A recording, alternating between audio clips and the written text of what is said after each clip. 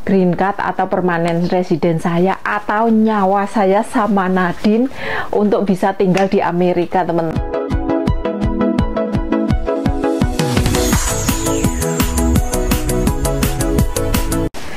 Halo teman-teman, assalamualaikum, jumpa lagi dengan saya Lily Hayes.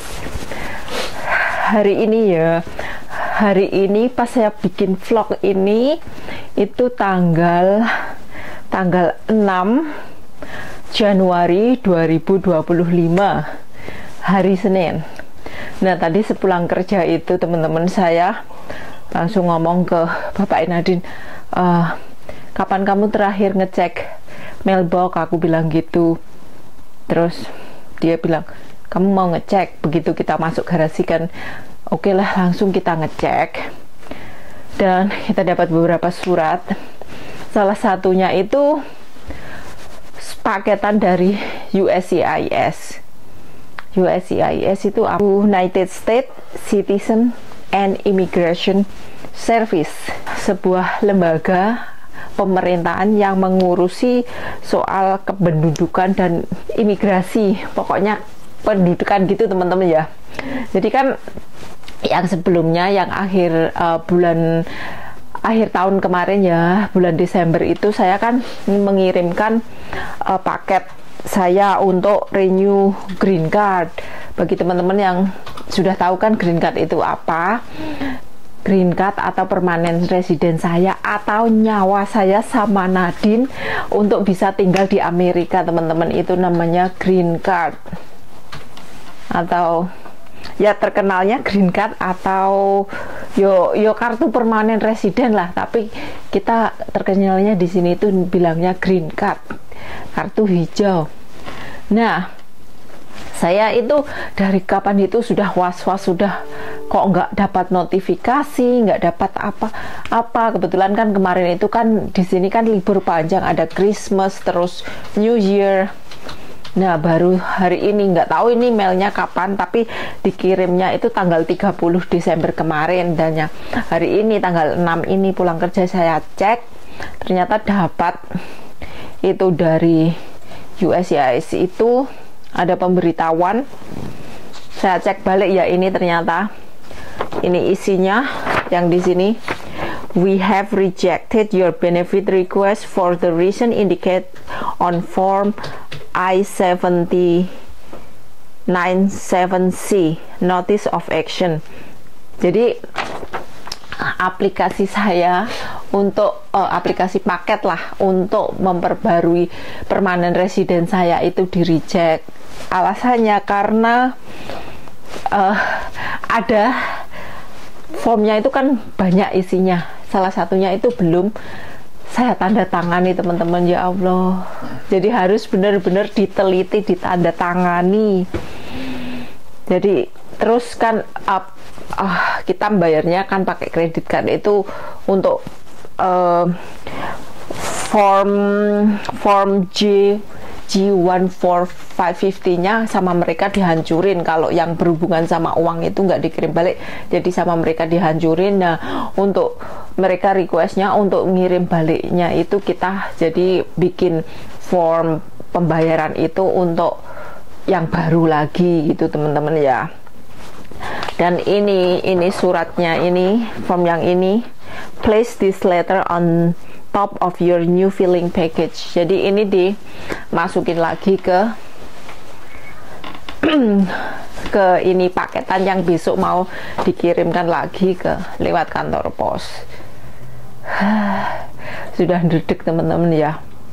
Jadi akhir Januari inilah, akhir bulan ini green card saya itu sudah expired. Jadi saya nunggu kayak extension letter atau surat pemberitahuannya dari USCIS ini, teman-teman ya. Seperti yang saya bilang kemarin juga, jadi kalau saya tidak memperbarui itu karena kerjaan saya kan butuh dokumen resmi. Nah, sementara dokumen resmi saya berakhir akhir Januari ini. Jadi saya ndredeg juga, kalau nggak nggak cepetan dapat notifikasi pemberitahuan itu, saya bisa di kick dari perusahaan tempat kerjaku. Karena kalau perusahaan yang gede gitu, alhamdulillah perusahaan yang gede gitu mereka hanya memperkerjakan, you are welcome, pekerja yang resmi, yang dokumennya lengkap. Ya, dedek-dedek. Apalagi tak ceritain sedikit teman-teman. Tadi pagi saya kan masuk kerja, kan biasa minggu kan saya memang hari libur saya. Minggu hari libur saya, terus saya masuk kerja. Itu tiba-tiba, biasanya kan jadwal saya itu jadwal kerja saya kan jam 9 pagi sampai jam 5.30 sore pulang. Nah, biasanya saya itu kan mulai kerja itu harus clock in di mesin di komputer gitu kan, di register itu. Nah, kita bisa clock in itu 10 menit sebelum jadwal. Jadi kayak jadwal kerja resmi saya kan jam 9 tet. Jadi saya bisa mulai clock in untuk menerima bayaran itu clock in jam 8.50 pagi. Nah, pas itu saya clock in kok katanya disuspend. Jadi kayak nggak di approve gitu. Ada apa? Akhirnya kan kalau di suspend gitu saya nggak, yo nek di suspend nih koyo nggak masuk jadwal lah pokoknya gitu teman-teman. Akhirnya kalau suspend itu harus tekan yang F4, nanti kita ada keluar kertas segini, terus nanti dikasih manajer suruh unsuspend gitu. Jadi kalau sudah di unsuspend kita bisa kayak mulai kerja, maksudnya kayak kalau kayak saya itu harus menggunakan register juga, walaupun saya bukan kasir, saya tidak boleh ngasir sama pihak Levis kan.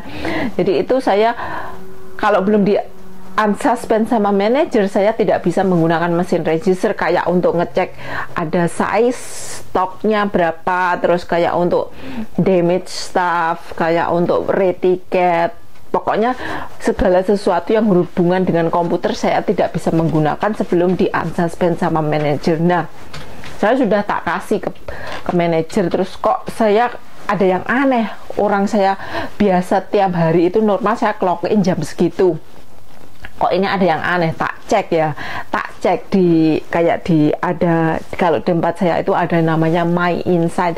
Di situ kita bisa ngelihat, oh kita bakal gajian berapa, terus semua pokoknya apa, semua data tentang kita lah, jadwal kerja kita, jam kerja kita, apapun informasi dengan perusahaan. Kalau kita nggak masuk kerja kayak gitu ada di situ. Nah, saya cek ternyata jadwal saya itu semua zero, kosong. Saya nggak masuk dalam sistem. Saya udah kaget, mosok saya kena PHK lah, mosok saya di interminate.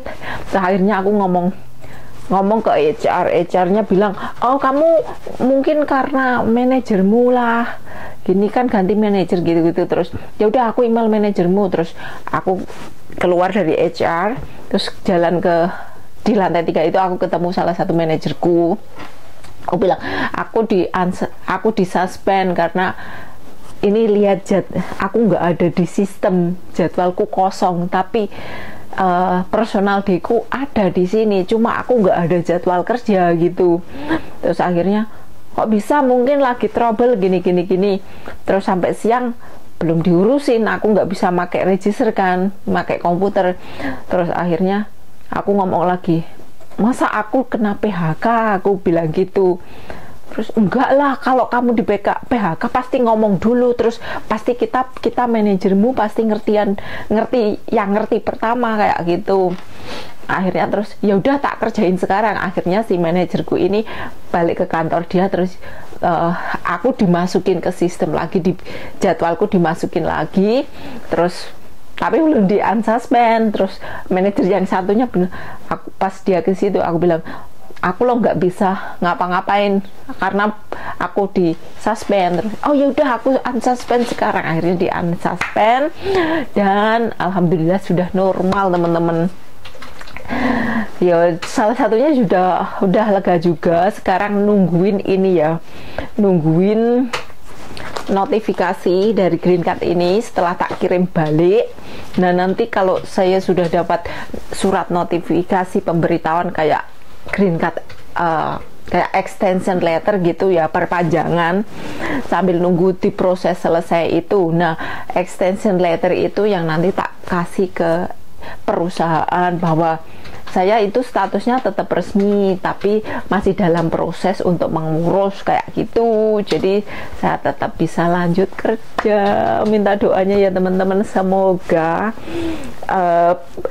yang kali ini prosesnya lancar, nggak ada kekurangan lagi di semua dokumennya, dan saya cepat dapat extension letter. Tapi karena Nadine juga ini paspornya sudah mati, karena ya kemarin itu kita mau perpanjang paspor aja wis ribet lah pokoknya, kalau urusan ribet karena harus jauh juga, harus akhirnya panjang lah diceritain teman-teman. Terus green card mau expired, dan bulan 4 ini kita mau mudik ke mama kan ya, bulan 4. Nah kalau kita paspor mati kan nggak bisa terbang juga, green card juga nggak ada, jadi kita mau bikin kayak identification apa yogi, pokoknya mau ke DMV lah hari Rabu ini, udah bikin janji, nanti tak share lagi apa itu teman-teman ya. Oke teman-teman, ya wes sampai gitu saja cerita kali ini, semoga untuk kali ini lancar ya, pokoknya nggak ada gangguan apapun. Wes yuk gini loh teman-teman, yo walaupun saya sudah nikah sama WN Amerika, tapi karena saya tetap mempertahankan status WNI saya, dan Indonesia juga nggak mengizinkan dual citizen, jadi ya begini. Jadi karena kemarin itu pas di approve-nya kan usia pernikahan saja kurang dari 2 tahun, jadi saya cuma dapat yang 2 tahun green card-nya, jadi harus nyambung lagi. Nah kalau ini udah disetujui yang sambungan kali ini, saya nanti dapat permanen residennya itu 10 tahun. Dan nanti tiap 10 tahun saya baru renew lagi. Seandainya saya tetap mempertahankan status WNI saya, itu saya harus tetap renew tiap 10 tahun. Saya juga berat juga memikirkan, karena saya masih punya orang tua di Indonesia, terus saya pun ada rumah kan, rumah hasil jerih payah sendiri di Indonesia. Jadi kalau saya ganti kewarganegaraan juga nggak tego, nggak semudah itu teman-teman ya, untuk memutuskan untuk ganti kewarganegaraan atau apa, itu nggak semudah itu. Ya penting saat ini dijalani apa adanya dulu lah. Untuk kedepannya gimana ya wes manut ke sembarang itu semua udah ada yang ngatur, udah ada yang laku, udah ada yang garis nih kan ya teman-teman. Kita sebagai manusia cuma bisa menjalani dengan penuh keikhlasan. Ya wes teman-teman yo ngene iki lah. Nggak gampang untuk hidup di negara orang sebagai pendatang. Ya kalau banyak teman-temanku yang bilang, kenapa kamu nggak ganti citizen aja? Sebabnya banyak teman-teman aku yang bilang gitu, karena kalau kayak dari negara lain, aku punya teman dari Filipina, Vietnam, terus India, kayak gitu, mereka mengizinkan warga negaranya untuk dual citizen. Jadi mereka warga Amerika dan juga warga negara asal mereka. Jadi mereka enak lah, punya paspor Amerika, punya paspor dari negara mereka sendiri, jadi nggak usah bingung. Nah kalau Indonesia kan tidak bisa, nggak ada pilihan seperti itu, jadi ya harus begini, menjalani keribetan seperti ini. Untuk renew paspor aja susah susah karena sikon gitulah, lek dijelasnya ya panjang kali lebar pokoknya. Oke teman-teman ya, jadi sampai di sini dulu sharing saya kali ini. Sampai jumpa di cerita kehidupan saya next. Bye bye.